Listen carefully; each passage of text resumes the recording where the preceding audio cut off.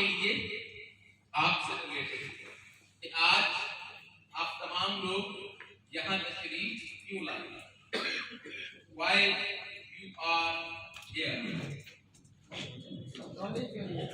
एक दोस्त कहता है नॉलेज हासिल करते हैं जी, स्किल्स हासिल करने के लिए आए, ठीक है, कुछ नया सीखने के लिए, कामयाबी के लिए आए, मोटिवेशन क्यों चाहिए, कामयाब होने के लिए। ठीक हो, अच्छा जी, चलिए ये बात क्या हो गया कि हम सब लोग यहाँ क्यों आए, कामयाबी के लिए। अच्छा, कामयाबी की डेफिनेशन क्या है, व्हाट इज सक्सेस, ये है क्या जो हासिल करनी है, कामयाबी कैसे कहते हैं, मेहनत करने को कामयाबी कहते हैं, रिवार्ड हासिल, मेहनत करने को कामयाबी कहते हैं। तो सबसे ज्यादा कामयाब लोग आज के दौर के रोड के ऊपर गर्मियों के अंदर जो पत्थर कूदते हैं, क्या क्या है, हाँ जी, क्या है डेफिनेशन कामयाबी, ऐसी कामयाबी के नाकामी ना हो, फिर ऐसी कामयाबी की फिर नाकामी ना हो, ऐसी कामयाबी के फिर नाकामी ना हो, ठीक है डेफिनेशन। और अपने गोल को अचीव करना, और जो मेहनत करके सीख लिया जाए उसको भुलाया ना जाए, और जाहिद अली राणा बनने के लिए, जाहिद अली राणा बनने के लिए, यानी 100 मिलियन कमाना, यही चाहते हैं, अल्हम्दुलिल्लाह। दिसंबर ये वाला काम करते हैं।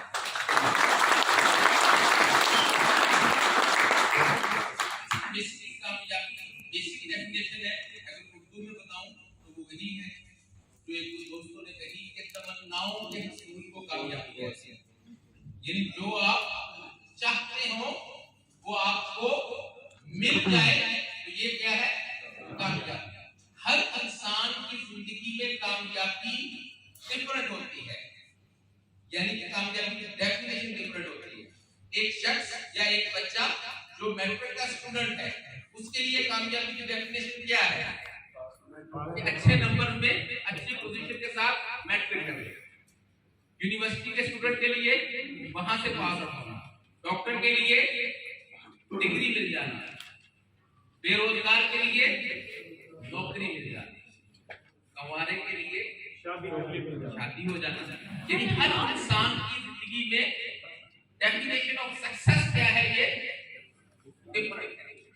अच्छा, हम लोग इस वक्त जो यहाँ बैठे हैं, ओवरऑल अगर मैं बात करूं तो 90% लोगों की जो कामयाबी की डेफिनेशन है वो है फाइनेंशियल फ्रीडम।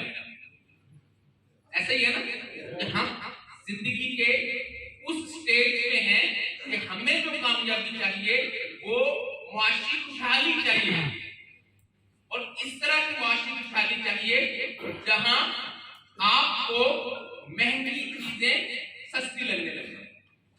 जब आप किसी अच्छे से अच्छे ब्रांड में जाएं और उस ब्रांड से शॉपिंग के लिए आपको प्राइस टैग देखने की जरूरत ना हो, यानी इस तरह का फाइनेंशियल फ्रीडम है कि जो आप चाहते हो, जो पसंद आए वो आप खरीद लें।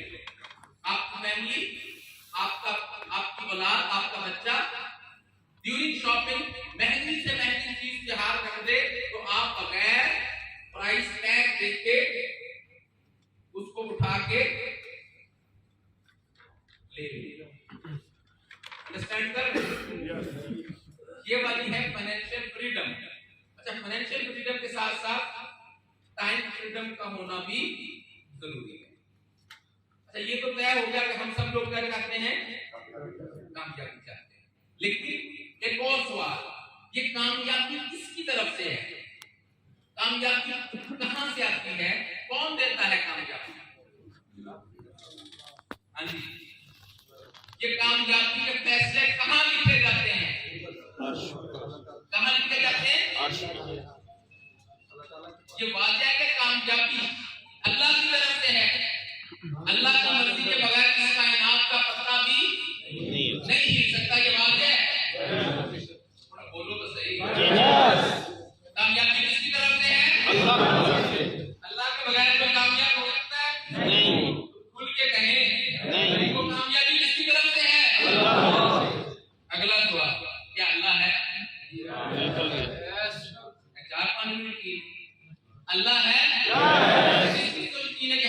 की जात है? अल्लाह है।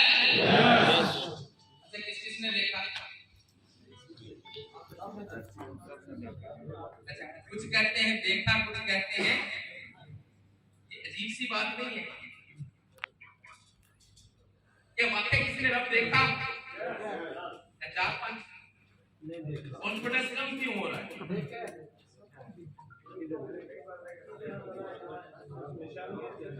अच्छा, ये बात बड़ी अहम है। अगर कामयाबी रब की तरफ से है तो फिर पहले हमें ये आइडेंटिफाई करना जरूरी हो जाएगा। अगर किसी का यकीन कमजोर है तो इस बात को 100% कन्फर्म करना है कि हाँ रब है और रब ने कामयाबी के लिए कोई ना कोई निजाम भी बनाया है। ऐसा है? तो अल्लाह ताला जो इस पूरी कायनात के मालिक है, वो रब जो कहे कुन फायकुन, तो पूरी कायनात तख्लीक हो गई। ऐसा है या नहीं? क्या बता सकते हैं कि अल्लाह ने इस कायनात की बुनियाद किस चीज पर रखी? याद रखिएगा, अल्लाह ने इस कायनात को इसके अफ़आल सर अंजाम देने के लिए इसकी जो बुनियाद रखी है वो असबाब पे रखी है। ठीक है? ये जो कायनात है, अगर फर्क करें, दरख्त से कोई पत्ता गिरे तो क्या रब की इजाजत से गिरेगा या बगैर इजाजत के गिर जाएगा? तो इसका मतलब ये हुआ कि जब जब कोई पत्ता गिरेगा, हर बार गिरने से पहले रब से इजाजत लेगा, रब की मर्जी से गिरेगा, और गिर के ऊपर जाएगा या नीचे जाएगा ये भी रब से पूछेगा। तो क्या रब हर वक्त इस हिसाब में बैठे होंगे किस पत्ते को गिरना है, किसको नहीं, कौन ऊपर जाएगा कौन नीचे जाएगा? तो पत्तों के गिरने के लिए भी रब ने कोई ना कोई निजाम बनाया होगा। इस कायनात को चलाने के लिए रब्बे काबा ने मुख्तलिफ इक़साम के निजाम बनाए हैं। ये कायनात रब्बे काबा के बनाए हुए निजाम के मुताबिक अपने अफ़आल सर अंजाम दे रहे हैं। और रब ने इस कायनात के जितने भी निजाम बनाए वो किसके ऊपर बनाए? असबाब के ऊपर बनाए। जरा बात को समझिएगा, ये सबब क्या है, वसीला क्या है, बहुत सारी कॉन्सेप्ट्स आपके क्लियर हो जाएंगे।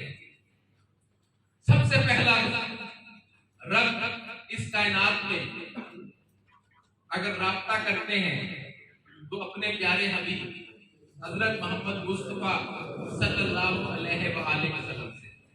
तो क्या रब चाहते तो डायरेक्टली कम्युनिकेशन हो सकती थी या नहीं? हो सकती थी ना, कि रब और रब के बीच की बात थी, तो रब चाहते तो डायरेक्टली अपने प्यारे नबी से, अपने प्यारे हबीब से कम्युनिकेशन कर सकते थे। लेकिन रब ने पूरी दुनिया को कुछ समझाना था, कोई पैगाम देना था, तो रब ने क्या किया? इसको मुंतखब किया, जिब्राइल अलैहिस्सलाम को मुंतखब किया वही के लिए। मौत किसकी तरफ से है? तो क्या अल्लाह डायरेक्ट चाहते तो लोगों की रूहें कब्ज कर सकते थे? डायरेक्ट कर सकते थे ना। तो क्या रब ने डायरेक्ट रूहें कब्ज की या उसमें भी तो वसीला बनाया? दो तरह के वसीले, एक दुनियावी, एक रूहानी, स्पिरिचुअल, उखरवी।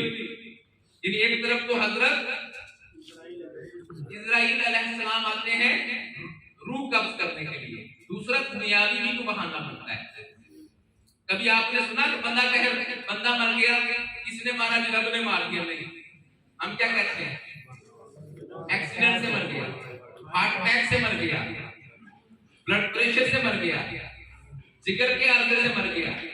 यानी कि हर चीज के अंदर रब ने निजाम बनाया और उस निजाम के मुताबिक अल्लाह दुनिया में चीजों को भेजते हैं, इंसानों को भेजते हैं, नई चीजें परिंद को भेजते हैं और उसी निजाम के तहत यहाँ से लेते हैं। ना डायरेक्ट कोई दुनिया में आता है, ना डायरेक्ट कोई दुनिया से जाता है। हर चीज के लिए रब का पहले से डिफाइंड का निजाम मौजूद है। ऐसा है कि नहीं? हजरत इब्राहिम अलैहिस्सलाम ने जब अपने बेटे हजरत इस्माईल अलैहिस्सलाम की कुर्बानी देनी चाहिए तो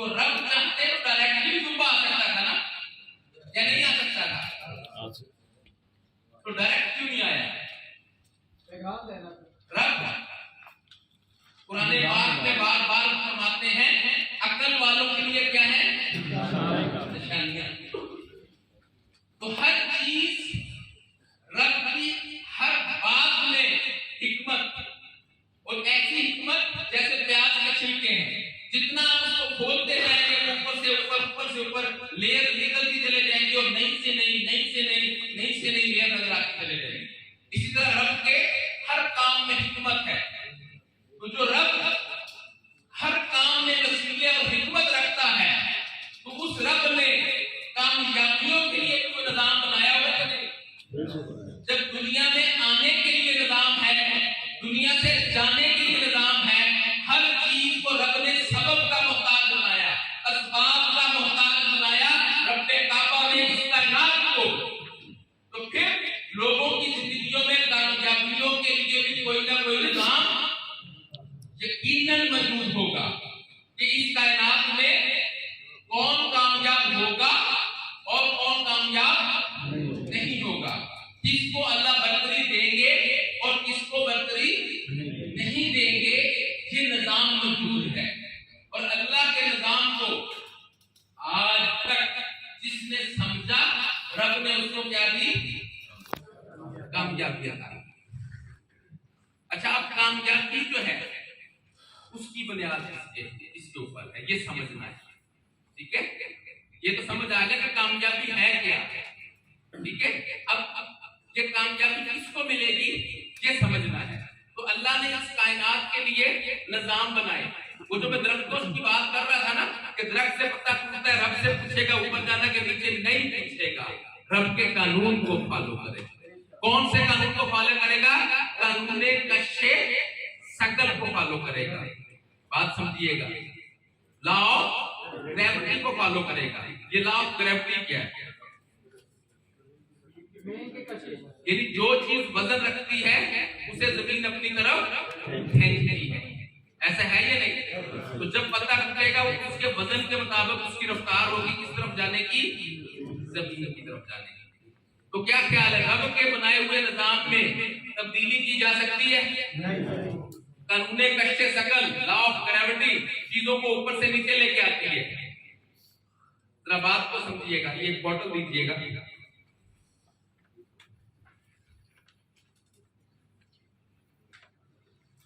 ये वाटर की बोतल है। मैं अगर कहूँ ये बोतल मैं तुम्हें छोड़ रहा हूँ, तुम्हें नीचे नहीं ऊपर जाना है, कहाँ जाएगी? अच्छा, मैं कहता हूँ कलमा पढ़ के ला इलाहा इल्लल्लाह मुहम्मद रसूलुल्लाह, है बोतल मुझे अल्लाह के हुक्म से ऊपर जाना है, कहाँ जाएगी? नीचे जाएगी। अच्छा, मेरी जगह अगर कोई इमाम बस इसी तरह कहे फिर कहाँ जाएगी? अच्छा, इस दुनिया में इस वक्त फर्ज करें इमाम खाना काबा के हाथ में बोतल आ जो और कहे अल्लाह के हुक्म से ऊपर चले जा, कहाँ जाएगी? क्यों जा रही है नीचे? अल्लाह के बनाए हुए कानून, यानी अल्लाह का जो कानून है ये बोतल किसको फॉलो कर रही है? अल्लाह के बनाए हुए कानून को फॉलो कर रही है। तो क्या अल्लाह के कानून में तब्दीली लाई जा सकती है? अल्लाह के कानून में तब्दीली लाई जा सकती है? यही समझ कुरान बार बार कहता है, अकल वालों के लिए कहता है। अल्लाह का वही कानून जो चीजों को ऊपर से कहां लेके जाता है? नीचे। अगर उसी कानून को समझ लिया जाए, परख लिया जाए, वो कानून चीजों को नीचे से ऊपर भी ले जा सकता है। राइट बरादरान की बात कर रहा हूं। जब राइट बरादरान ने दुनिया में पहली मर्तबा ये कॉन्सेप्ट पेश किया कि हम वजन रखने वाली चीज को नीचे से कहां भेजेंगे? ऊपर। उस दौर के लोगों ने क्या की? इस बात की मजाक उड़ाया कि अल्लाह का कानून है और ये बंदा अल्लाह के निजाम में, अल्लाह के कानून में अल्लाह को चैलेंज कर रहा है। रब का निजाम चीजें ऊपर से कहां आएंगी? नीचे। और वो क्या कहते थे, हम नीचे से कहां भेजेंगे? जमीन की कशिश को उससे पहले कोई क्रॉस नहीं कर पाया था। कई हजार साल गुजर चुके थे और जमीन की चीजें कहां थी? और लोग समझते थे कि रब का कानून है, इसको बदला। लेकिन राइट बरादरान ने क्या किया? जब कहा कि मैं या हम कुछ ऐसा चाहते हैं कि इस जमीन की कशिश से चीजों को ऊपर की बजाय नीचे से ऊपर भेजें।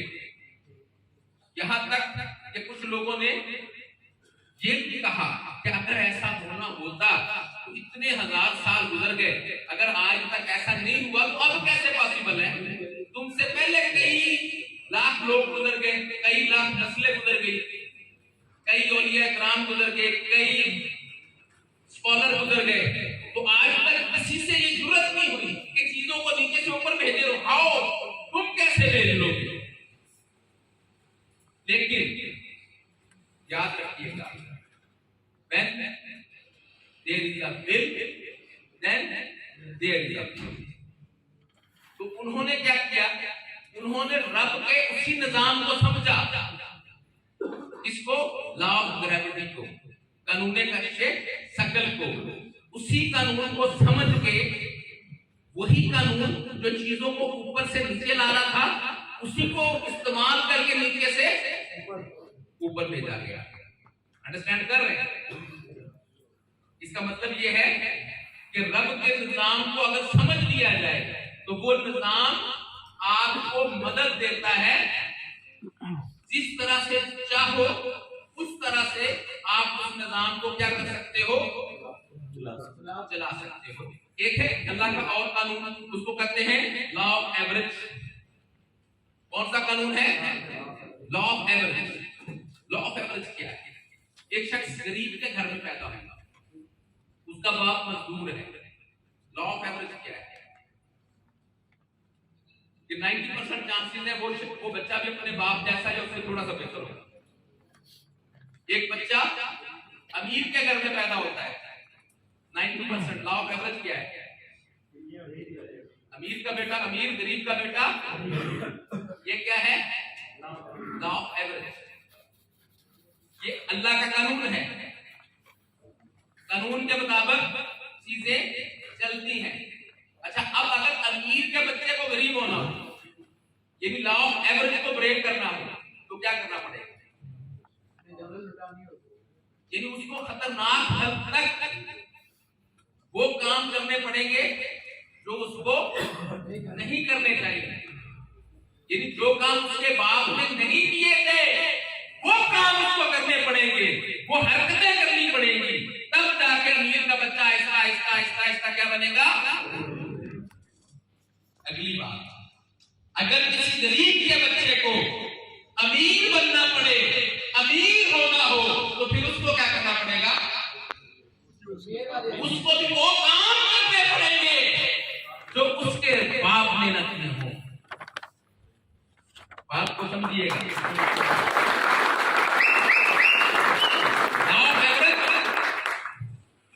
के मुताबिक अगर गरीब का बच्चा परफॉर्म करता है, अपने बाप के नक्शे कदम पे चलता है, अपने बाप जैसा काम करता है, अपने बाप की तरह चलता है, तो क्या होगा? वो गरीब रहेगा। गरीब गुर्बत से अमारत के सफर के लिए उसको क्या करना पड़ेगा? वो काम करने पड़ेंगे जो उसके बाप ने नहीं किए। तो याद रखिएगा, अगर आप समझते हैं कि आपने जिंदगी में अमारत हासिल करनी है, फाइनेंशियल फ्रीडम हासिल करनी है, तो फिर आपको एवरेज नहीं, अबव द एवरेज जाके परफॉर्म करना पड़ेगा। अंडरस्टैंड कर रहे हैं? एवरेज से कामयाबी नहीं मिलेगी, आउट ऑफ बॉक्स परफॉर्म करना पड़ेगा, अपने कंफर्ट जोन से बाहर निकलना पड़ेगा, आराम के दायरे को छोड़ना पड़ेगा, और उससे पहले समझना पड़ेगा कि what is success, financial freedom, इसकी बुनियाद इसके ऊपर है। सबसे अहम नुक्ता और सवाल अभी भी वही का वही है कि कामयाबी के लिए भी तो कोई निजाम होगा ना रब का। वो क्या निजाम है? आज हम उस निजाम पे बात करेंगे कि वो कौन सा निजाम है जो लोगों को कामयाब बनाता है। फैसले कहाँ होते हैं? फैसले कौन करता है? जमीन पे होते हैं, आसमान पे होते हैं, लोग करते हैं, मेहनत करती है। फैसला कहाँ से आता है? Who will lead? दुनिया को लीड कौन करेगा? इलाके को लीड कौन करेगा? खानदान को लीड कौन करेगा? सबक हासिल कौन करेगा? ये फैसला कहाँ होता है? ये समझने की बात है। जब तक बुनियाद ठीक नहीं होगी, जिंदगी में बड़ा काम करना नामुमकिन है। तो 50 बात को जरा समझिएगा। 795 हक और सच के दरमियान पहली जंग जो बदर के मुकाम पे लड़ी गई, जिसमें मुसलमान सिर्फ 313 थे और काफरान इस्लाम 1000 से ज्यादा थे। इस जंग में अल्लाह ताला ने मुसलमानों को फतह नसीब फरमाई उनके जज्बा ईमान की वजह से, और बहुत सारे काफरान इस्लाम को जंगी कैदी बनाया गया। जब मुशावरत फरमाई प्यारे आका सरवरे दो जहां हजरत मोहम्मद मुस्तफा सल्लल्लाहु अलैहि वसल्लम ने कि उन जंगी कैदियों के साथ क्या किया जाए, तो सहाबा इकराम से जब मुशावरत फरमाई तो डिफरेंट किस्म के मशवरे सामने आए। एक सहाबी ने मशवरा किया कि ये इस्लाम के दुश्मन है, इनकी गर्दनें मारी जाए और हमेशा हमेशा के लिए इस्लाम के दुश्मनों को तलाकमा कर दिया जाए। दूसरे सहाबी ने मुशावरत दी कि मरवजा कवानीन के मुताबिक इनसे भारी तावान लिया जाए और इनको छोड़ दिया जाए। लेकिन प्यारे आका नबी सल्लल्लाहु अलैहि वसल्लम चूंकि जानते थे कि दुनिया में अगर आने वाले दौर में किसी को हुक्मरानी मिलेगी, किसी को तरजीह मिलेगी, किसी को बर्तरी मिलेगी, जिसको कानून बर्तरी कहते हैं, जिसकी बुनियाद प्यारे आका ने इल्म पे वाज़िया की थी। उन्हें पता था कि जो इल्म के मैदान में आगे निकलेगा बर्तरी उसी को मिलेगी। तो आप सल्लल्लाहु अलैहि वसल्लम ने फैसला सादर फरमाया और उन काफिरान ने इस्लाम से कहा जो तुमने पढ़ा लिखा है हमारे 10-10 लोगों को पढ़ना और लिखना सिखा दे, तो क्या किया जाएगा? आजाद कर दिया जाएगा। अच्छा, इल्म दो तरह के हैं, एक इल्मुल अदयान दीन का इल्म जो आका नबी सल्लल्लाहु अलैहि वसल्लम की जात पे मुकम्मल हो गया था। काफिर जो थे ना वो मैथमेटिक्स में बहुत एक्स्ट्राऑर्डिनरी, वो एक खास स्किल थी जो उनके पास थी जिसमें वो बहुत ज्यादा मशहूर थे। इसलिए नबी सल्लल्लाहु अलैहि वसल्लम ने उनके इल्म से फायदा हासिल। अंडरस्टैंड कर रहे हैं? अगर जमाना कदीम में जाए तो मुसलमान इल्म के मैदान में सबसे आगे थे। ऐसा है कि नहीं? पहले साइंसदान कौन थे? जाबर बिन हयान कौन थे? इब्नुल हसन कौन थे? रियाजीदान कौन थे? माहिर फलकियात कौन थे? जब मुसलमान इल्म के मैदान में आगे थे तो पूरी दुनिया में हुक्मरानी किसकी थी? आहिस्ता आहिस्ता आहिस्ता मुसलमानों की हुक्मरानी दुनिया में फैलते फैलते 25 लाख किलोमीटर मुरब्बा तक कौन रहे हुक्मरान? मुसलमान रहे। फिर क्या हुआ? फिर इस रात को अज्ञान ने अपना लिया। हमारे दीन से दूर जो लोग थे, जो काफिरानी इस्लाम थे, जब उनको पता चला कि कानून बर्तरी जो है वो किसके अंदर छुपी हुई है? इल्म के अंदर।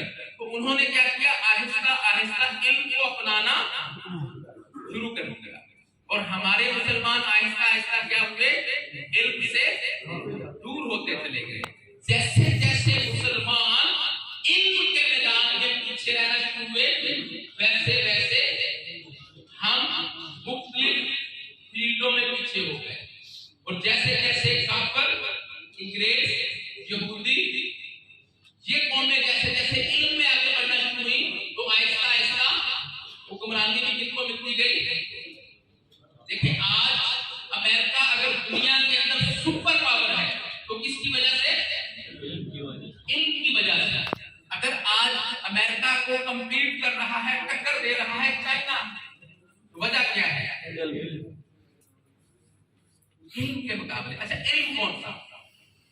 जिस फील्ड में आप हैं, चाहे फील्ड कोई भी, जो सन्नत के इल्म में आगे है वो सन्नत में आगे चले जाएगा, जो ज़रई इल्म में आगे है वो ज़राअत में आगे चले जाएगा, जो अस्करी इल्म में आगे है वो अस्करी इल्म में आगे चले जाएगा।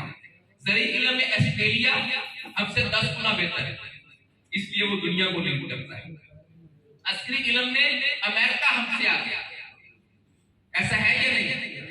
यानी जिस भी फील्ड में जो भी लोग हो, जो इल्म में आगे होंगे वही क्या करेंगे, उन्हीं को कामयाबी मिलेगी, वही लीड करेंगे। अंडरस्टैंड कर रहे हैं? तो बगैर इल्म के याद रखिएगा आप बढ़तरी हासिल नहीं कर सकते। हर इंसान की एक हाइट होती है जिसको इंटरनल हाइट कहते हैं, जिसको सॉफ्ट स्किल्स कहते हैं, और एक एक्सटर्नल हाइट होती है जिसको फाइनेंशियल हाइट कहते हैं। कभी भी कोई शख्स अपनी इंटरनल हाइट से एक्सटर्नली बड़ा नहीं हुआ। जितनी रब ने आपको स्किल दी होती है, जितनी आपको सलाहियत दी होती है, उसके मुताबिक आपकी जिंदगी में फाइनेंस होता है, पैसा होता है। बात समझ आ रही है?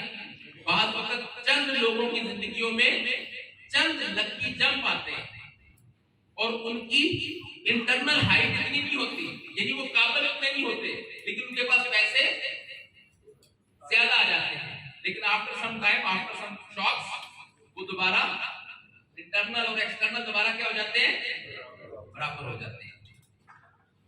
एक इंटरनेशनल रिसर्च है कि अगर पूरी दुनिया के अमीर लोगों से पैसा लिया जाए, जितना भी पूरी दुनिया का पैसा अमीरों से ले लिया जाए और दोबारा गरीबों में क्या किया जाए, तकसीम कर दिया जाए, तो 5 साल लगेंगे।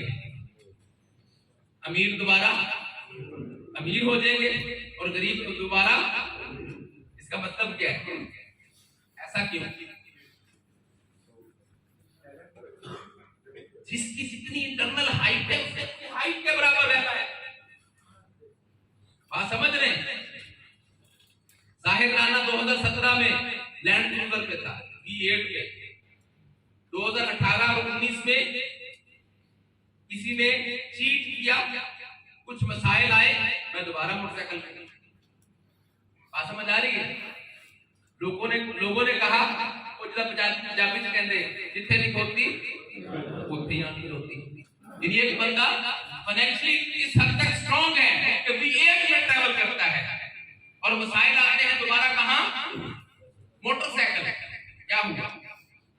वही 2-3 साल फिर वही पोजीशन। What is this? क्या मेरी किस्मत अच्छी है? सोचिएगा, क्या मैं रब से ऐसे किस्मत तक आके आया हूं कि मैं हमेशा अमानत की तरफ रहूंगा? 2010 से लेकर 2017 तक ना मेरे गांव में मुझसे बड़ी गाड़ी किसी के पास थी, ना मुझसे बड़ा घर किसी के पास था। 16-17 करोड़ रुपए का किसी ने मेरे साथ स्कैम किया, चीट किया, अनजाने में मैं कुछ मिसाइल में फंसा और बिलो द लेवल। यकीन कीजिएगा मेरे दुश्मन मुझे वहां दफन करके आए, एक जमीन के अंदर किसी तह में फेंक दिया। फिर उठे, फिर एक नए शहर में आके बैठे, फिर रब के असूलों पे काम करना शुरू किया और 6 महीने में 100 मिलियन 10 करोड़ से ज्यादा कमा लिया। ये कौन सा गुण है? इस गुण को समझ के जाना। ये जो बिगड़ सिटी है ना, चंद नहीं सालों में दोबारा reverse position. What is this? ये क्या है जो एक बार गिर के दोबारा उठता ही नहीं? मेरे साथ ऐसा क्या कि फिर उठ के खड़े, फिर वैसे के वैसे। ये बात समझ नहीं आ रही। कानून ने बर्तरी को समझना है। ये तो समझ आ गया कि जो कानून ने बर्तरी है वो किसमें है? कामयाबी का कानून किसकी बुनियाद किसके ऊपर है? इल्म के ऊपर है। तो रब ने जो इस कायनात का निजाम बनाया, जो इल्म के मैदान में आगे होगा वही कामयाब होगा। अच्छा, ये जो रियाजी का इल्म है ना, या जो केमिस्ट्री का इल्म है, या जो ज़राअत का इल्म है, जो भी इल्म है, अगर आप उस फील्ड में परफॉर्म करोगे तो अमीर होगे। जो पैसा कमाने का इल्म है ये अलग इल्म है, ये यूनिवर्सिटियों में नहीं पढ़ाया जाता। और ज्यादातर जो ज्यादा पढ़े लिखे लोग होते हैं वो क्या होते हैं? वो हैंड टू माउथ होते हैं। और अक्सर आपने देखा होगा पास लोग क्या होते हैं? इंटर पास क्या होते हैं? करोड़पति। ये क्या रोल है? इसका मतलब ये जो आपकी सब्जेक्टिव एजुकेशन है, इसका ताल्लुक अमारत से नहीं है। पाकिस्तान का प्रॉब्लम क्या है कि हमने इल्म को पैसा कमाना, ये जो हमारी यूनिवर्सिटी की या स्कूलिंग की एजुकेशन है, हमने समझा शायद इस एजुकेशन को सिर्फ पैसे कमाने के लिए हासिल किया जाता है, जबकि ऐसा नहीं है। अच्छी से अच्छी तालीम हासिल करके अगर आप ये नहीं सीखोगे कि पैसे के लिए कमाने के लिए कौन सा वे बेहतर है, तो आप कभी भी दुनिया में कम्पीट नहीं कर पाओगे। तो आज सबसे पहले हम समझेंगे कि रब ने ये जो पैसे का निजाम है, ये निजाम कैसे बनाया। समझ आ रही है? हदीस का मफ़हूम है 90% नफा कहाँ है? तिजारत में, और 10% बाकी मामला यानी कि नौकरियां। और हमारे यहाँ पाकिस्तान में क्या हो रहा है? 90% लोग क्या कर रहे हैं? वो जहां रब 10% रिज़्क़ उतार रहा है, वहां 90% लोग जा रहे हैं। और जहां रब 90% रिज़्क़ उतार रहा है, वहां कितने फीसद लोग आते हैं? 10%। तो रब अपना कानून तो चेंज नहीं करते। अगर जहां 90% रिज़्क़ उतरता है वहां 10% लोग आते हैं, तो 10% लोगों को रब को 90% दे देता है। और जहां सिर्फ रिज़्क़ आता ही 10% है, वहां जाने वाले लोग बहुत ज्यादा है, तो उन सब के दरमियान थोड़ा थोड़ा डिस्ट्रीब्यूट हो जाता है। अंडरस्टैंड कर रहे हैं? यस। इसलिए हमें समझना पड़ेगा कि ये चक्कर क्या है। हमारे लिए रिज़्क़ और अमारत कैसे है और कहां है, उससे पहले एक इंतहाई अहम सवाल जिसको समझे बगैर कुछ बड़ा काम करना नामुमकिन है, और वो सवाल भी आपसे रिलेटेड है। What is life? जब तक ये नहीं समझ आएगा ना जिंदगी क्या है, तब तक कोई बड़ा काम करना मुश्किल हो जाएगा। जब तक ये नहीं समझेंगे कि जिंदगी के इस वक्त इस स्टेज पे हम लोग मौजूद हैं, क्या कहते हैं? What is life? जिंदगी क्या है? जिंदगी टारगेट्स को अचीव करना, फाइट फॉर योर अच्छा, जिंदगी का मतलब है टारगेट्स को अचीव करना। और व्हाट इज लाइफ? लम्हात। और व्हाट इज लाइफ? जिंदगी इम्तिहान लेती है, और ऊंच नीच का नाम है जिंदगी अप एंड डाउन का नाम है जिंदगी। What is life? कभी खुशी कभी गम।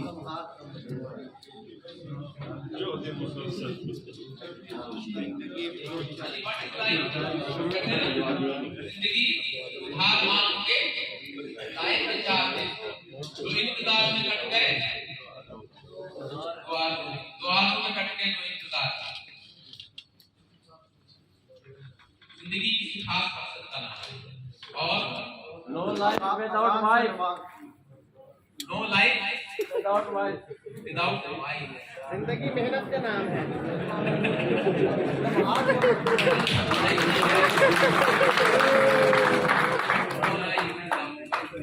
अजान से नमाज तक, अजान से नमाज तक। मतलब हमसे साफ करेंगे।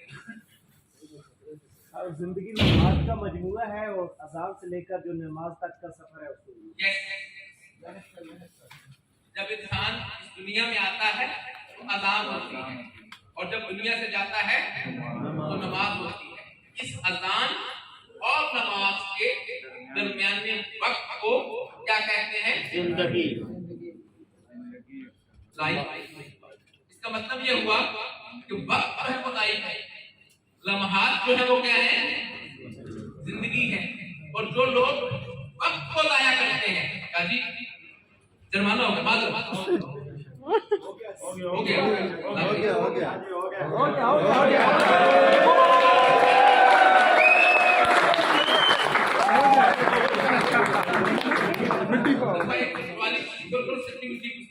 ओजीसी हिल्लोड़ थोड़ी लग जाती।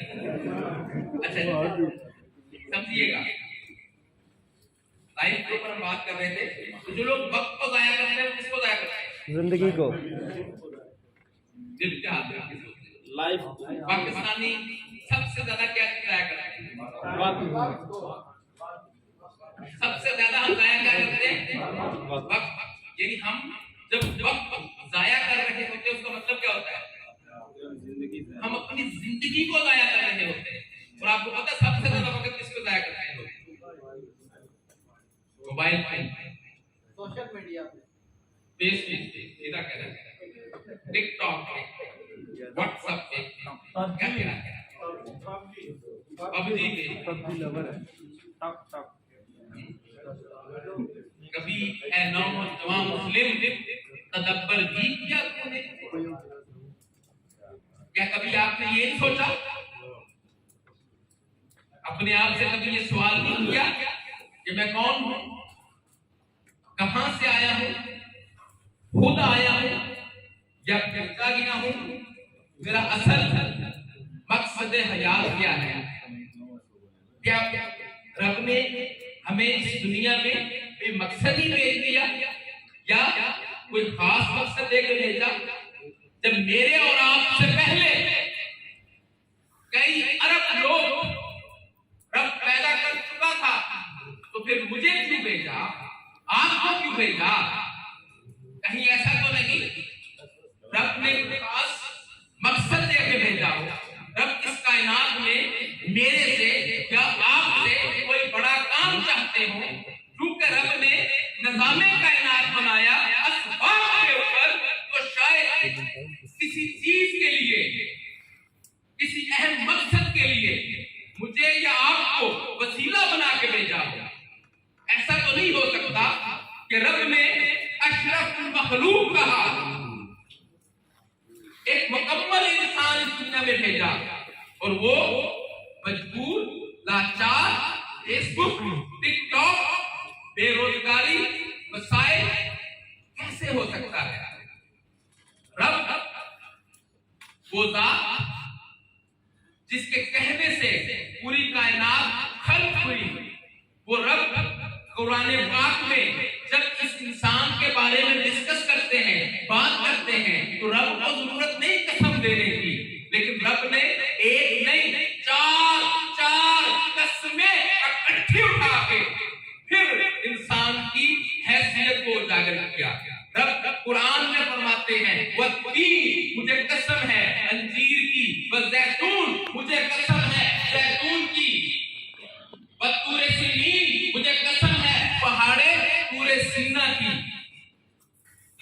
वहाज़ल बलदल अमीन, मुझे कसम है अमन वाले शहर की। चार कस्में एक साथ, और उसके बाद लक़द खलक़नल इंसाना फी अहसन तक़वीम, कि मैंने इंसान को बनाने में किसी चीज की कमी नहीं छोड़ी, मैंने इंसान को बेहतरीन खल्क़ किया।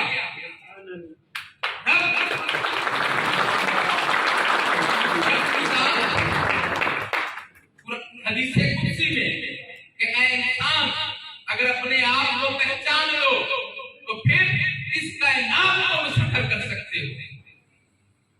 कायनात की हकीकत, ये जमीन जिस पे हम रहते हैं, एक नन्हा सा डॉट है इस यूनिवर्स के अंदर।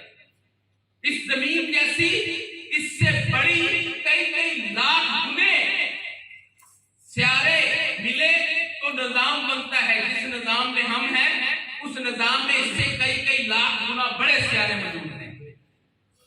निजाम शमसी की बात कर रहा था, और उस तरह के कई हजार निजाम मिले तो गैलेक्सी बनती है, कई हजार गैलेक्सियां मिले तो सुपर गैलेक्सी बनती है, क्लस्टर बनते हैं, सुपर क्लस्टर बनते हैं, मिल्की वे बनती है, फिर कायनात। पूरी यूनिवर्स को अगर खोलोगे तो ये कायनात पूरी यूनिवर्स के अंदर एक डॉट से ज्यादा की हैसियत नहीं रखती।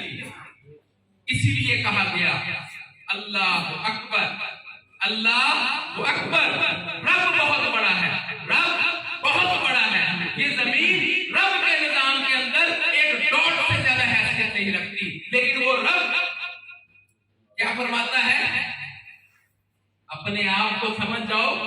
तो जमीन को काबू नहीं करोगे, बल्कि क्या करोगे, पूरी कायनात को मुसख्खर कर सकते हो। जरा बात को समझिएगा। फिर मैं उसी बात पे आऊंगा कि ऐ नौजवान मुस्लिम, कभी तदब्बर भी किया तुमने? एक बात फरमा गए, परे नीली कौम के मंजिल मुसलमान की, परे नीली कौम कहकशां से भी आगे मंजिल मुसलमान की। सितारे जिसके गिरदे राह वो कारवां तू है, और हम फंसे हुए मसाइल में, परेशानियों में, लाचारियों में, उलझनों में, गुर्बत में। ये क्या कहीं ऐसा तो नहीं कि हमारी आंखों के आगे कोई बहुत बड़ा पर्दा है? अंग्रेज मरीज में पहुंच गए। अंग्रेज अपनी आमदन को नैनो सेकंड पे ले गए, और हम दिन के 2-4 हजार 10 हजार कमाने से लाचार। ऐसा कैसे हो सकता है जब हमें पैदा करने वाला रब भी वही, इस कायनात को पैदा करने वाला रब भी वही, तो फिर ये अप एंड डाउन क्यों? हम पीछे क्यों? हम मसाइल में क्यों? हम जुल्म में क्यों? इसका मतलब है अगर कसूर है तो किसका है? हमारा कसूर हो सकता है। हमारे आंखें किसी न किसी वजह से बंद हैं। अगर कामयाबी चाहते हो, याद रखिए, सबसे पहले क्या करना पड़ेगा? खुद को समझना पड़ेगा। कामयाबी बाहर नहीं है। कामयाबी silver, blue, diamond, gold, rank समझने से नहीं मिलेगी। कामयाबी तब ही मिलेगी जब आप अपने आप को समझोगे। बुनियाद सही नहीं होगी, इमारत कभी भी खड़ी नहीं हो सकती।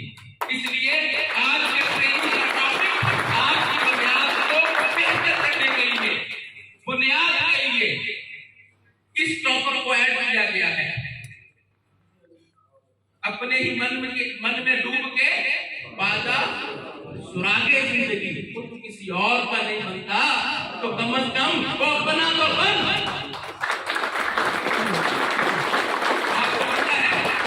लीडरशिप ट्रेनिंग के अंदर हमारा एक हमेशा से पैगाम कि इंशाअल्लाह ताला विजन सेमिनार में हम मिलाएंगे आपको आपके साथ, और मैं पूरी कोशिश करूंगा आज के सेशन में आपकी मुलाकात करवाऊं आपके साथ। अगर आपने अपने आप को पहचान लिया तो इंशाअल्लाह ताला कामयाबी आपका मुकद्दर बनेगी इंशाअल्लाह। You are special, you are unique। आपका इस दुनिया में आ जाना आपकी कामयाबी की दलील है। जब आप इस कायनात में आने की कोशिश कर रहे थे, मिलियंस ऑफ पर्स भी कोशिश कर रहे थे, आप मजबूत थे, मेडिकल समझा रहा, आप पावरफुल थे, आप सबसे अच्छे थे। आपने एक जंग लड़ी थी, एक बड़ी जंग लड़ी थी, कई लाख को आपने हराया था, कई लाख से आप बेहतर थे, कई लाख से आप मजबूत थे, तो आप इस दुनिया में आए। और आप अगर चाहें तो कुछ बड़ा कर सकते हैं। इंसान जब चाहे, जहां से चाहे, अपनी जिंदगी को दोबारा जीरो से स्टार्ट करके हीरो बन सकता है। 60 साल की उम्र में, 60 साल की उम्र में अगर KFC वाले बाबा जी पूरी दुनिया के अंदर अपना बर्गर का एक आम हकीर सी चीज, एवरेज सी चीज बर्गर के जरिए पूरी दुनिया में खरबों डॉलर का निजाम बना सकते हैं, तो then why not me and you? हम क्यों नहीं? हमें भी समझना पड़ेगा कि ये दुनिया में फाइनेंशियल चक्कर कैसे चलता है। उस फाइनेंशियल चक्कर को समझने के लिए व्हाट इज लाइफ का समझना बहुत जरूरी है। जब तक हम ये नहीं समझेंगे जिंदगी क्या है, तब तक अगला चक्कर समझ नहीं आएगा। जिंदगी लम्हात का मजमुआ है, तो आज से फैसला करें कि हम टाइम को जाया नहीं करेंगे। हम अपने टाइम को मुस्बत एक्टिविटीज के लिए, मुस्बत तामीर के लिए इस्तेमाल करेंगे, चाहे वो तामीर आपकी जाती हो, चाहे वो तामीर आपके मुआशरे की हो, चाहे वो तामीर इस पूरी कायनात की हो, चाहे वो तामीर मुस्लिम उम्मा की हो। हम आज के बाद दिल से ये तहैया करते हैं कि हम अपने वक्त को तामीरी जज्बों के लिए, तामीरी हरबों के लिए इस्तेमाल करेंगे, ना तखरीबी और ना जाया होने वाली चीजों के लिए इस्तेमाल करेंगे। फिर सवाल वही है, व्हाट इज लाइफ?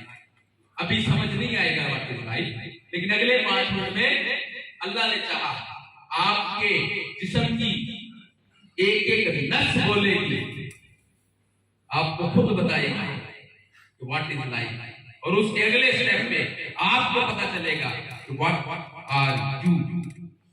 जिंदगी समझने के बाद फिर मौका मिलेगा कि आप क्या है। जिंदगी को जरा करीब से देखते हैं। There are 3 stage of life. कितने स्टेज है जिंदगी के? ताकि क्लासिफिकेशन करें जिंदगी के अंदर घुसे।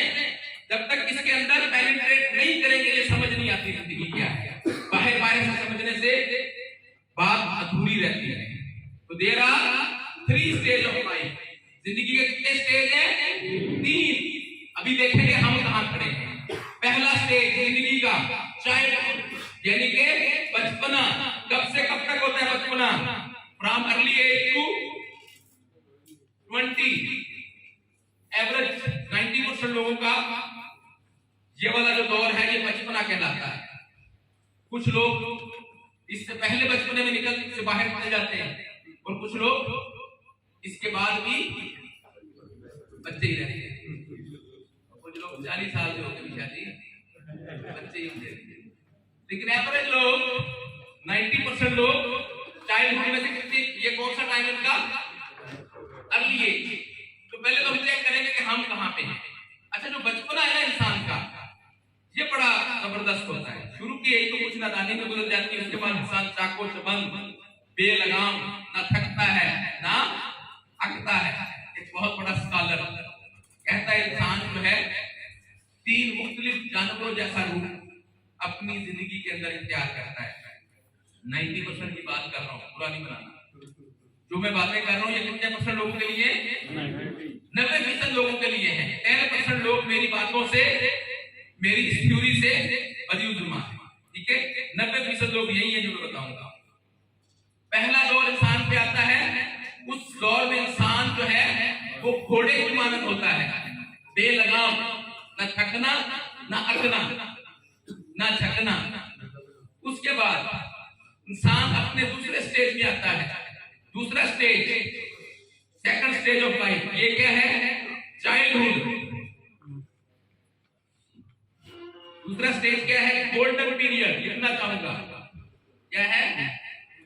गोल्डन पीरियड, सुनहरा दौर। कब से कब तक चलता है? 21 साल से लेके 60। ये सुनहरा दौर होता है। इंसान से जो कुछ भी करना होता है 90% लोग इसी पीरियड में करते हैं। ना इससे पहले कुछ होता है, ना इससे बाद कुछ होता है। और कुछ लोग 70 और 80 साल की उम्र में भी गोल्डन पीरियड नहीं होते हैं।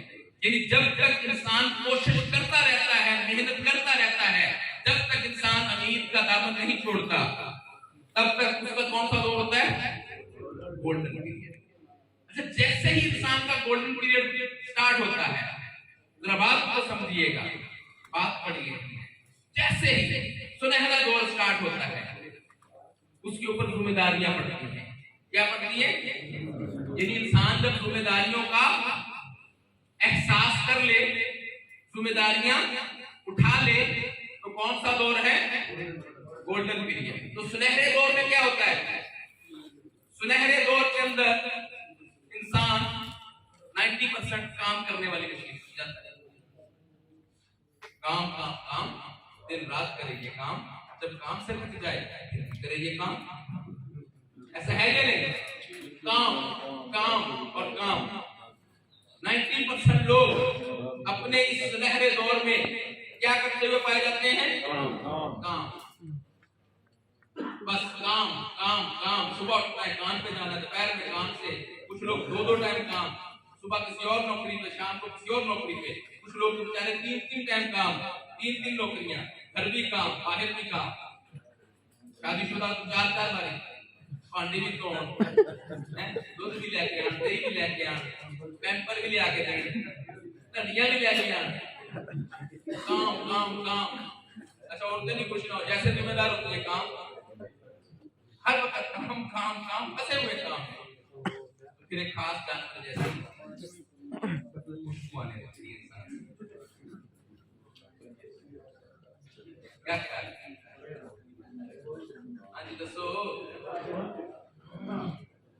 खोता, अच्छा खोते की तो बड़ी खास बात है। खोता जो है ना 1000 साल पहले तक होता, खोता 1000 साल पहले क्या था और आज भी क्या है, और 1000 साल के बाद भी क्या होगा, बड़ी अहम बात है। तो जो लोग अपने सुनहरे दौर को खोते की तरह काम करके गुजारते हैं, अगर गौर करेंगे ना, ਉਹਦਾ ਅੱਬਾ ਵੀ ਇੰਜ ਹੁੰਦਾ, ਉਹਦਾ ਦਾਦਾ ਵੀ ਇੰਜ, ਉਹਦਾ ਪੁੱਤ ਵੀ ਇੰਜ, ਉਹਦਾ ਪੜਪੋਤਰਾ भी इंज। बात समझ आ रही है? खोता 1000 साल पहले भी खोता था, खोता तो खुल के कहो, तो खोता खोता आज भी खोता है। तो खोते का पुੱਤ ਕੀ ਹੁੰਦਾ ਜੇ, ਉਹਦਾ ਪੁੱਤ, अंडरस्टैंड कर रहे हैं? ये क्या चक्कर है यार? अच्छा सारे ऐसे नहीं है, बुरा नहीं मानना, सारे ऐसे नहीं है। 10% लोग इससे बाहर है, 90% लोग हैं ये वाले फंसे हुए। अच्छा ये खोते की सही डेफिनेशन में अभी और खुल के बताऊंगा कि कौन से ऐसे लोग हैं जो अपना ये वाला दौर खोते की तरह गुजारते हैं। दुनिया में 2 तरह के लोग हैं और 2 तरह के काम हैं, एक है एवरेज लोग, एक है कामयाब लोग। सजेशन वाले से बात कर रहा हूं, बात समझ आ रही है? इसी तरह 2 तरह के काम हैं, एक है कॉमन वे ऑफ लिविंग, एक है सक्सेसफुल वे ऑफ लिविंग। बात समझ आ रही है?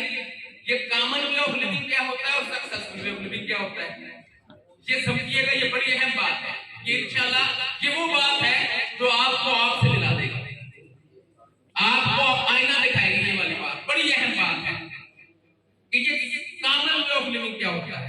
90% लोग अपनी जिंदगी कैसे गुजारते हैं, 90% लोग अपनी जिंदगी में क्या करते हैं, काम, ऐसा ही है ना, पर उनका लाइफ साइकिल कैसे होता है, काम करते हैं।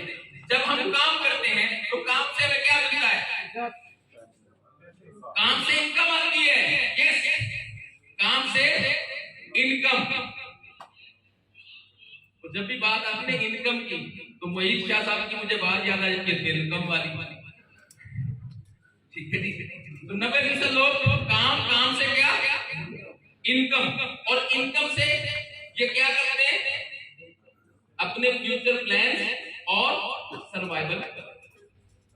काम करते हैं, काम से पैसे मिलते हैं, पैसों से क्या करते हैं, सर्वाइवल करते हैं और मुस्तकबिल के प्लान करते हैं।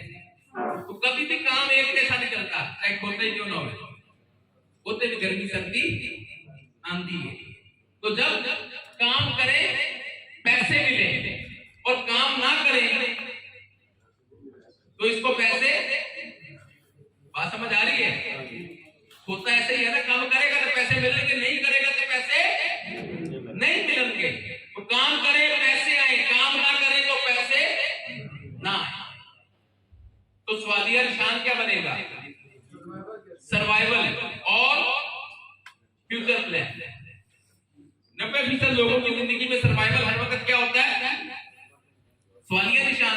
जूता है तो मोता गैप, मोता है तो जूता गैप। किसी ने बच्चों की स्कूल की फीस दे दी है तो बिजली के बिल के पैसे दिए, बिजली के बिल दे दिए तो खानदान में शादी आई हुई है वहां जाने के पैसे दिए, तीनों काम कर लिए तो बीमारी चल रही है, बीमारी के पैसे दिए, सारे काम कर लिए, कराया नहीं है। अक्सर लोग 20 तारीख के बाद दुआ कर रहे होते हैं, या अल्लाह पहले ही आते हैं। ऐसा है ये नहीं? तो काम से इनकम, काम नहीं करेंगे तो पैसे नहीं मिलेंगे, और पैसे नहीं मिलेंगे तो सर्वाइवल अक्सर सवालिया निशान बनता रहेगा। फ्यूचर प्लान हमेशा सवालिया निशान रहेंगे। जिसने भी अपनी जिंदगी को इस डगर पर डाला है, जिसने भी अपनी जिंदगी को इस डगर पे डाला है, वो कौन सा है बंदा? कामन में कौन सा बंदा है? वो काम किए बगैर नहीं रह सकता। काम करेगा तो चलेगा, नहीं करेगा तो इस तरह से चलने वाला बंदा, दो हाथों से मेहनत करने वाला बंदा जरूरतों की जंग तो लड़ सकता है, ख्वाहिशात के मैदान में उसका कोई हिस्सा नहीं। तो फिर ये जो कॉमन वे ऑफ लिविंग वाला बंदा है, उन 90% लोगों में आता है कि नहीं आता?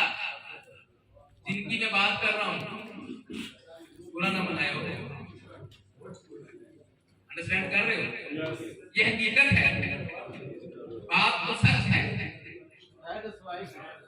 बात तो सच है, मगर बात है रुसवाई की, कड़वा सच।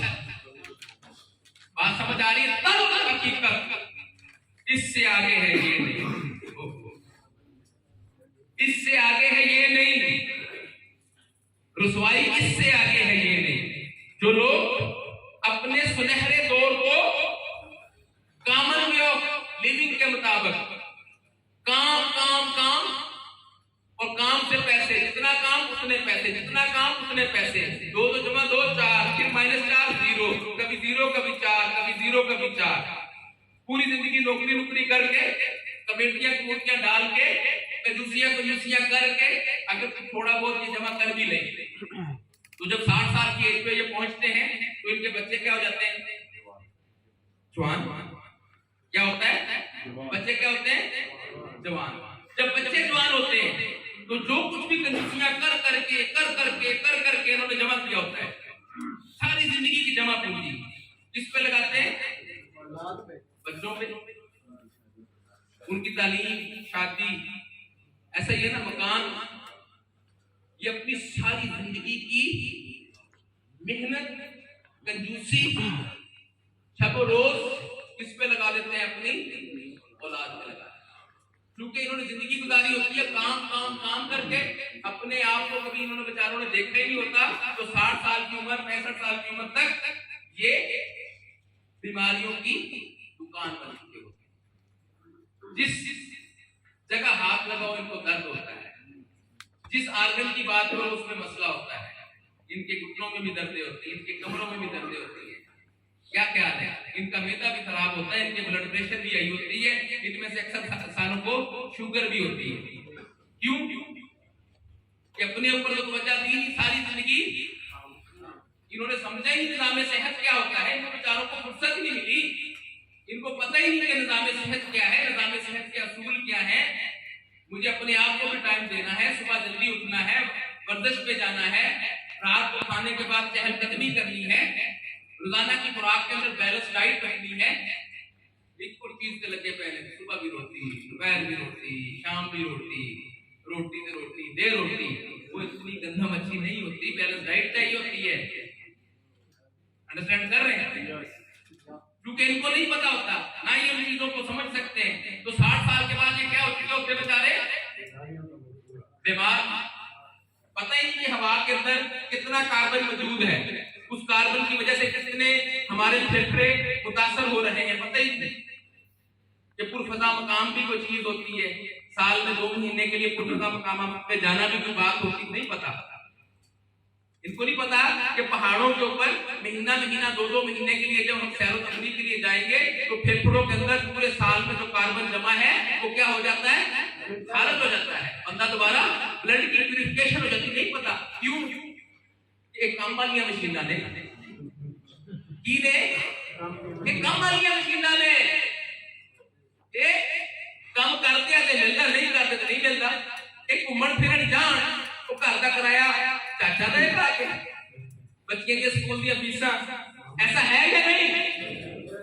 इनको नहीं पता सेहत के असूलों का, ना कभी इन्होंने कोई ऐसा सेमिनार लिया होगा जिसमें आपको आपकी सेहत के बारे में बताया जाए, जिसमें आपको बताया जाए कि 90% बीमारियां तो पानी की वजह से है, खुराक की वजह से है, आपको हवा की वजह से है, इस तरह जिंदगी की वजह से जो जी रहे हैं। हम हर चीज में खराबी करके बैठे हैं। और फिर जब तीसरे दौर में जाते हैं तो एक तो इनके सेहत खराब, ऊपर से जमा पूंजी किसके लगा बैठे, औलाद पे लगा बैठे, और क्या हो गए, डिपेंडेंट। क्या हो गए, उर्दू में कहते हैं मोहताज, किसके, अपनी औलाद के। अच्छा, जब लोग अपनी औलाद के मोहताज होते हैं ना, औलाद चाहे किसी भी दौर की होती है, पुराने दौर से खराब ही होती है, ऐसा है या नहीं? हर दौर के लोग पहले से सवा से,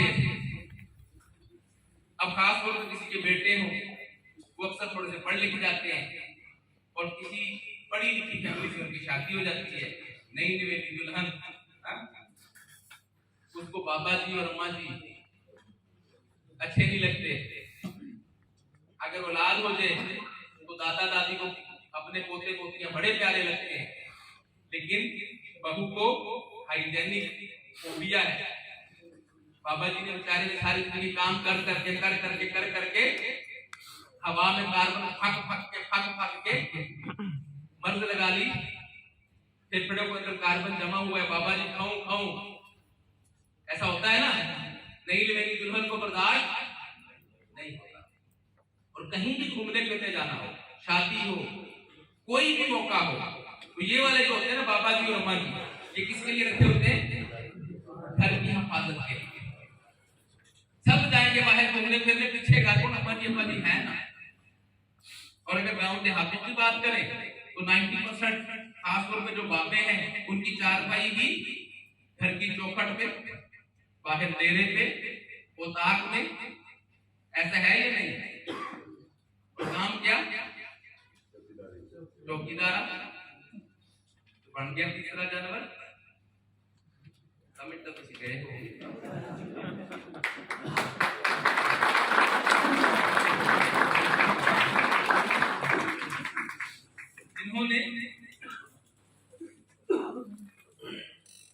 जिन्होंने गधे की तरह, किसकी तरह, खोते की तरह काम कर करके निज़ाम माश को समझे बगैर, फाइनेंशियल सिस्टम को समझे बगैर, अपने दौर को समझे बगैर वक्त गुजारा होता है। अंधों की तरह उनको जो तीसरा दौर मिलता है वो डिपेंडेंट होता है, वो मसाइल वाला होता है। अंडरस्टैंड कर रहे हैं? अच्छा, 10% लोग ऐसे हैं जो इस कैलकुलेशन में नहीं आते। ये वाले कौन लोग हैं जो पूरी दुनिया को लीड करते हैं, जो पूरी दुनिया पे हुकूमत करते हैं, जो पूरे निजाम अपनी मर्जी से चलाते हैं? वो क्या है? उसको कहते हैं सक्सेसफुल वे ऑफ लिविंग। ये सक्सेसफुल वे ऑफ लिविंग क्या होता है? कामयाब तरीकाकार क्या होता है? सक्सेसफुल लोग क्या करते हैं? काम,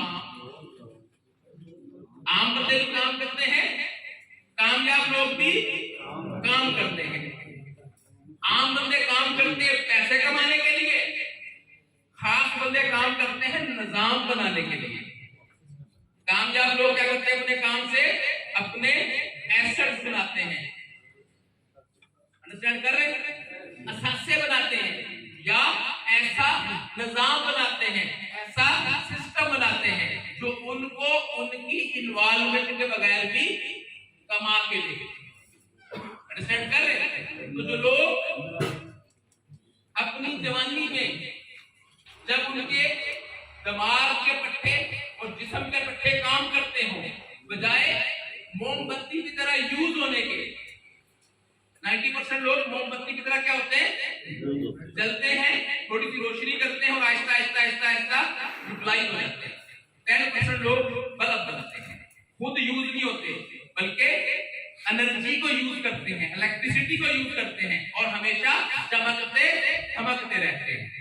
अंडरस्टैंड कर? तो आपने अगर कामयाबी हासिल करनी है तो आपने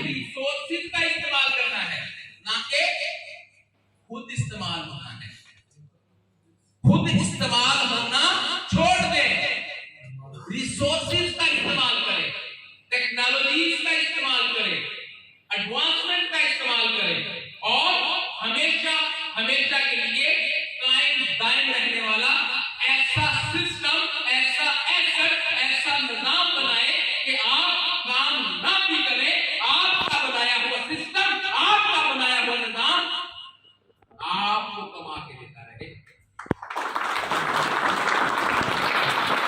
इस वक्त पूरे पाकिस्तान के अंदर अगर आप एमएलए देख लो, एमपी देख लो, टॉपर लोग देख लो, वो खुद काम नहीं करते।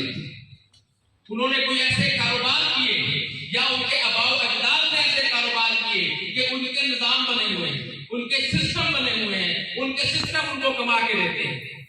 अंडरस्टैंड कर रहे हैं?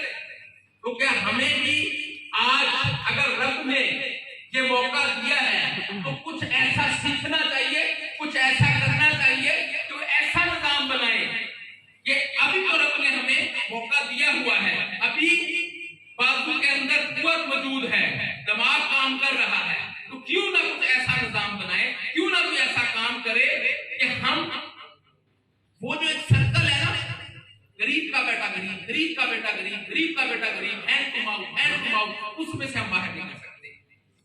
जैसे बोतल को ऊपर से नीचे रहने के लिए, बोतल को छोड़ो, ऊपर से नीचे जाने के लिए किसी एक्स्ट्रा एफर्ट की जरूरत नहीं। इसी तरह गरीब के बच्चे को गरीब रहने के लिए एक्स्ट्रा एफर्ट की जरूरत नहीं। लेकिन जब भी निजाम को ब्रेक करना है, सिस्टम को ब्रेक करना है, तो आपको एवरेज से हटके कुछ एक्स्ट्रा करना पड़ेगा। अंडरस्टैंड कर रहे हैं? तो हम अगर चाहते हैं कि जिंदगी में बड़ा काम करना, तो फिर हमको कोई बड़ा काम करना पड़ेगा, रूटीन से हटके काम करना पड़ेगा, किसी बड़े ऑप्शन की तरफ जाना पड़ेगा, किसी ऐसे इंसान से सीखना पड़ेगा जो उन चीजों में महारत रखता हो। अंडरस्टैंड कर रहे हैं? इल्म कहां से मिलेगा, नॉलेज कहां से मिलेगा, बताएं? और नॉलेज वहां से मिलेगा जिनके पास नॉलेज है। याद रखिएगा, अगर फाइनेंशियली कामयाब होना है तो फिर नॉलेज उससे ले जो फाइनेंशियली कामयाब है। जो 40-50 लाख महीना खुद कमाता है वो कभी भी लाख रुपए महीना नहीं सिखा पाएगा। बात समझ आ रही है? अगर करोड़ रुपए महीना कमाना चाहते हो तो फिर करोड़ रुपए महीना कमाने वाले के साथ रहना शुरू करो, करोड़ रुपए महीना कमाने वाले से सीखना शुरू करो, वो आपको करोड़ रुपए महीना कमाने का गुण सिखा दे।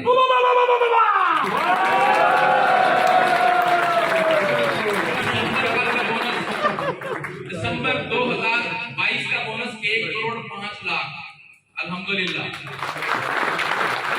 जनवरी 2023 जनवरी 2023 आज तारीख क्या है? 28। 1,28,00,000 अब तक ले चुका इस महीने।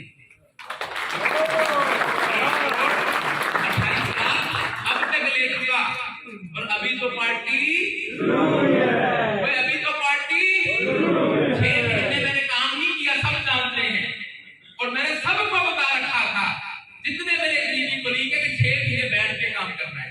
असल काम 2023 में शुरू होना है, सबको पता था।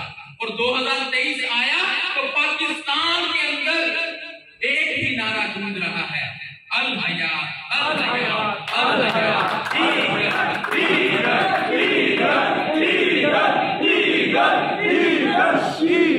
2023 के अंदर वो बातें, वो निजाम, वो प्लानिंग जो आपके साथ शेयर करूंगा, रब्बे काबा की कसम इंशाअल्लाह ताला अगर आपने साथ लिया तो पाकिस्तान में एशिया के लीडर बन के दिखाएंगे इंशाअल्लाह। एशिया के अंदर हम लीड करेंगे,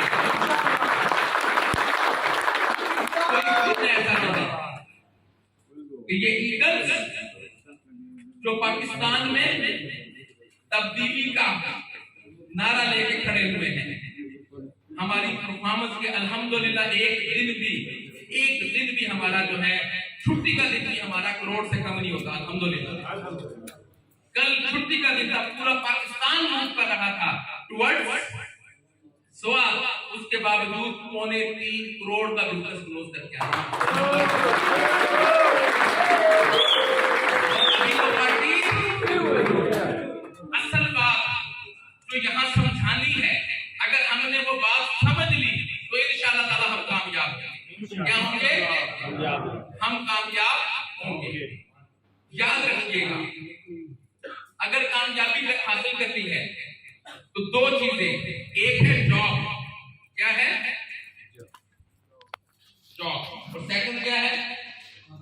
बिजनेस। बेहतर क्या है?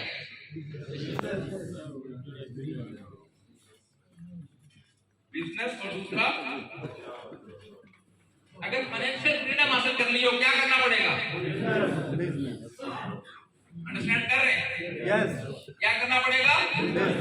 नौकरी हासिल करके कोई बड़ा काम किया जा सकता है? नो। जब भी कोई बड़ी तब्दीली आएगी, जब भी कोई बड़ी आमदन आएगी, कहां से आएगी? बिजनेस से। बिजनेस से आएगी। अच्छा, बिजनेस से आमदन कैसे आ सकती है ये समझना है। इस बिजनेस को कैसे काबू करें? अच्छा, बिजनेस को समझने के लिए फिर निजाम में बिजनेस समझना पड़ेगा। दुनिया में हर चीज के क्या है? निजाम है। जब तक निजाम नहीं समझेंगे बात नहीं समझ आएगी। कामयाबी को समझना है तो निजाम कामयाबी को समझना पड़ेगा। जिंदगी को समझना है तो जिंदगी का निजाम समझना पड़ेगा। कानून बरदरी को समझना है तो फिर जिस फील्ड में हो उसका इल्म हासिल करना पड़ेगा। हम चाह रहे हैं फाइनेंशियल, पैसा कैसे कमाया जाता है, लोग पैसा कैसे कमाते हैं ये समझना चाहते हैं। तो उसके लिए हमें क्या समझना पड़ेगा? बिजनेस के निजाम को समझना पड़ेगा। बिजनेस का निजाम इस वक्त जो हमारे माशरे में चल रहा है वो निजाम क्या है? वो निजाम समझिए। बिजनेस क्या है कि कुछ लोग हैं जो दुनिया को लीड कर रहे हैं, वो हैं बेसिकली मैन्युफैक्चरर, सन्नतकार, बड़ी बड़ी कंपनियां, फैक्ट्रियां जो प्रोडक्ट क्या करती हैं? तैयार करती हैं। जब कंपनियां प्रोडक्ट तैयार करती हैं उसी का बिजनेस होता है ना। उस प्रोडक्ट को लोगों तक पहुंचाने के लिए वो कंपनियां क्या करती हैं? निजाम बनाती हैं। ऐसा है। अब बिजनेस का निजाम क्या है? जब भी वो कंपनी बिजनेस करती है तो सबसे पहले अपनी प्रोडक्ट की सप्लाई के लिए सोल्ड डिस्ट्रीब्यूटर बनाती है। सोल्ड डिस्ट्रीब्यूटर क्या करते हैं? अपने आगे डिस्ट्रीब्यूटर और रीजनल डिस्ट्रीब्यूटर, उससे आगे डिस्ट्रीब्यूटर, उससे आगे होलसेलर, उससे आगे सप्लायर, एडवर्टाइजमेंट, और फिर कौन आता है? यही हो रहा है ना। अब 10% लोग पूरी दुनिया में क्या करते हैं? बिजनेस करते हैं। यानी कि वो इस निजाम का हिस्सा है। कंपनी से लेके ये जो निजाम बना हुआ ना, 10% लोग इस निजाम का हिस्सा है और 90% लोग क्या है? 90% लोग यूजर है। ऐसा ही है ना। अब ये 90% लोग जहां से पैसा कमाए, हमारा पैसा कहां जाता है? हम जहां से जो भी काम करते हैं पैसा कमाते हैं, पैसा कहां जाता है? ये 10% लोगों की जेबों में स्टोर हो जाता है। कैसे? चाहे आप रियल एस्टेट इंडस्ट्री की बात करें, चाहे आप कंज्यूमर प्रोडक्ट की बात करें, हर जगह ये वाले मिडल मौजूद है। और जो चीज फैक्ट्री से 5 रुपए की बन के निकलती है, ऐसी चीजों को कम से कम 25 रुपए की मिलती है। एक कॉमन प्रोडक्ट अक्सर का पहले की एग्जांपल दी, कार्बोनेटेड ड्रिंक। कंपनी कोई भी हो, फैक्ट्री से निकलती है कितने की? फिर प्रॉफिट 5 की, उस पे एडवर्टाइजमेंट कॉस्ट लगती है, मिडल ईस्ट से घूमती है, हमें कितने की मिलती है? 25 की। 20 के 20 रुपए कहां जा रहे हैं? इन 10% लोगों के पास जा रहे हैं। और पाकिस्तान की अगर बात करें तो आपको, आपका क्या ख्याल है कितने परसेंट लोग रोजाना की एक बोतल यूज करते हैं? 100 में से कितने लोग पी लेते होंगे?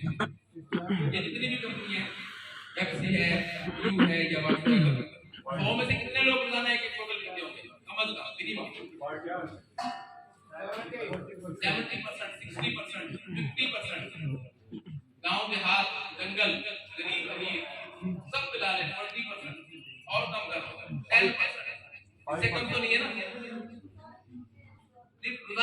रहा मैं एक एवरेज, अगर 20 करोड़ की बात है तो हिंदी बोलते हैं रोशनी लाइफ 10% मिनिमम रखते हैं, 10%। आबादी कितनी है इसमें पाकिस्तान की? कितनी है? 25 करोड़। बच्चे बुच्चे निकाल देते जो नहीं पीते 20 करोड़। 20 करोड़ का अगर 10% निकाले, रोजाना कितनी बोतलें बिकती है? 2 करोड़ बोतलें बिकती है। कौन सी? Carbonated drink. नुकसानात इतने कि मैं और आप सुने तो कभी जिंदगी में न पिए, फायदा शायद एक भी साबित करना मुश्किल हो जाए। पाकिस्तान की मार्केट से ये कार्बोनेटेड ड्रिंक रोजाना 25 रुपए के हिसाब से कितने पैसे निकालती है? हाँ जी,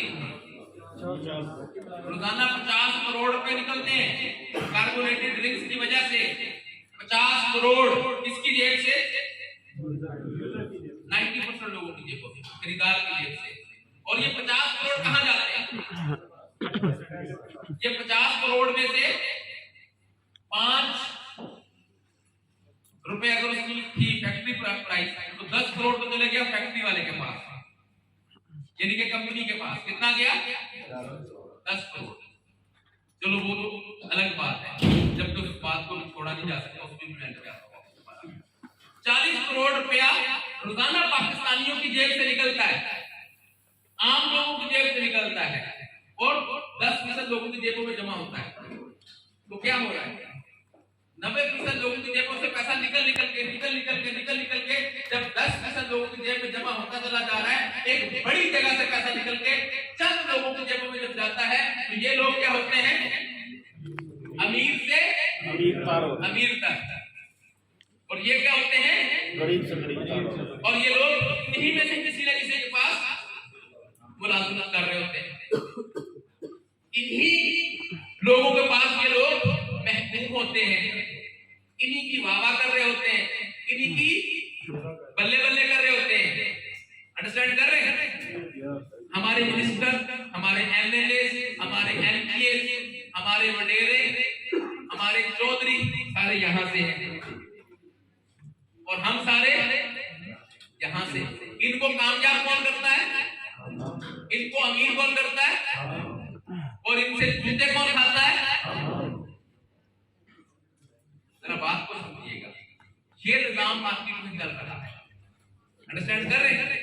जिस निजाम से अमीर तक और गरीब तक, गरीब के पास चांस ही कोई नहीं, उसको डराया जाता है कारोबार से और तरगीब दी जाती है विद प्लानिंग। ये जो पाकिस्तान में हो रहा है ना, ये नेचुरल नहीं है, ये खुद साख्ता नहीं है, बल्कि पूरी प्लानिंग के साथ हमारी पूरी कौम को एक खास तरीके से डाइवर्ट किया गया है। अंडरस्टैंड कर रहे हैं?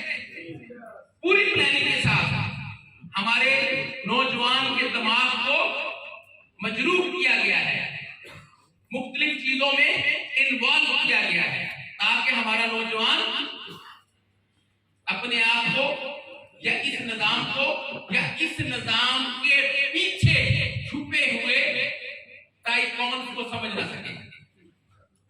अंडरस्टैंड कर रहे हैं? और जब भी कोई नया निजाम मार्केट में आने की कोशिश करता है, ये निजाम क्या करता है? नए निजाम को आने नहीं देगा। अंडरस्टैंड कर रहे हैं? लेकिन आज से 70 साल पहले हार्वर्ड यूनिवर्सिटी मैनेजमेंट साइंस के 2 प्रोफेसर ने एक ऐसा निजाम दरियाफ्त किया था जो एक आम आदमी को, एक गरीब आदमी को इस निजाम से छुटकारा दिलाने के लिए निजाम था। अंडरस्टैंड कर रहे हैं? लेकिन ये 10% लोग जो हाकम हैं, जो पावर में हैं, वो उस नए निजाम को आने नहीं दे। वो निजाम क्या था? वो निजाम समझा के आज का सेशन क्लोज करेंगे। कितना टाइम है मेरे पास सेशन के लिए? टाइम खत्म हो गया। ठीक है। अच्छा जी, हम अपनी ट्रेनिंग का आगाज दोबारा यहीं से करेंगे कि पहला जो निजाम था वो ये था, इसकी जगह एक नया निजाम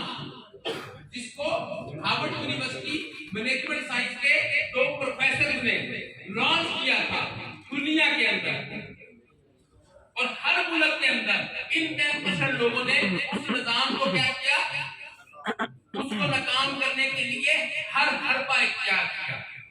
जहां भी कोई बंदा इस निजाम के मुखालिफ जो एक नया निजाम आया उस निजाम को लेकर खड़ा हुआ तो उसकी टांगे खींची गई, उसको दबाया गया। बड़ी डिटेल की बात है। इंशाल्लाह जब मॉर्निंग सेशन स्टार्ट होगा तो यही से शुरू करूंगा इंशाल्लाह। बहुत बड़ी बात है।